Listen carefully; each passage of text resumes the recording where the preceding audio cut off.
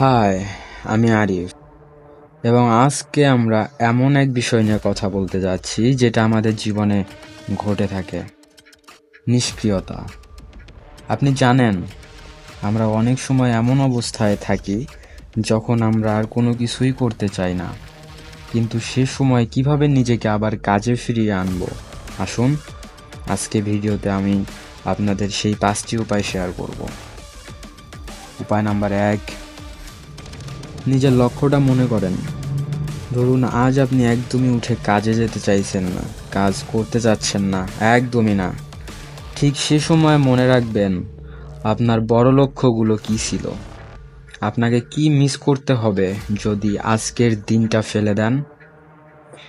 নিজের উদ্দেশ্য এবং স্বপ্নকে মনে করে আবার খুঁজে পেতে হবে নিজের শান্তি। আপনি যেই ছোট্ট কষ্টটা ভেবে কাজ করতে চাইছেন না, তার তুলনায় বড় পুরস্কার আপনার সামনে অপেক্ষা করছে। উপায় নাম্বার 2, ছোট ছোট পদক্ষেপ নিন।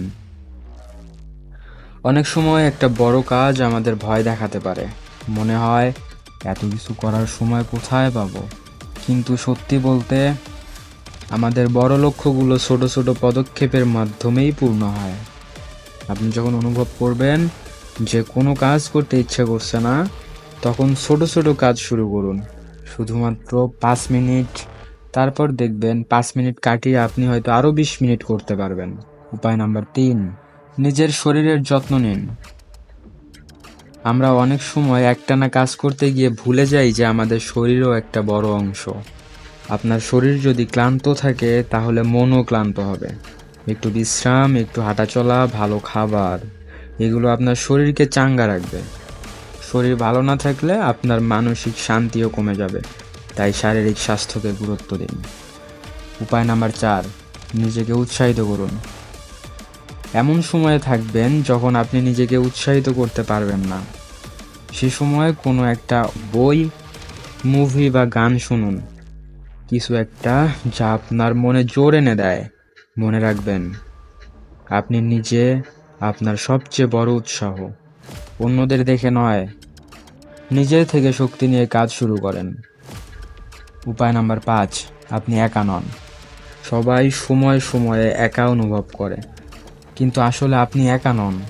আপনার আশেপাশে এমন অনেক মানুষ আছেন যারা আপনাকে সহায়তা করতে চায়। আপনি যদি কখনো একা অনুভব করেন, সেই মুহূর্তে বন্ধুদের কাছে পৌঁছান, কোনো সেলফ ডেভেলপমেন্ট গ্রুপে যোগ দিন। একে অপরকে সাহায্য করাটা শক্তির মূল। আশা করি এই 5টি উপায় আপনাদের কাজে আসবে। যদি এই ভিডিওটি ভালো লেগে থাকে তাহলে লাইক এবং সাবস্ক্রাইব করতে ভুলবেন না। আগামীতে আরও শক্তিশালী ভিডিও নিয়ে হাজির হব ইনশাআল্লাহ। সবাই ভালো থাকুন এবং মনে রাখবেন, ইচ্ছার বিরুদ্ধে কাজ করাই সাফল্যের পথে প্রথম পদক্ষেপ।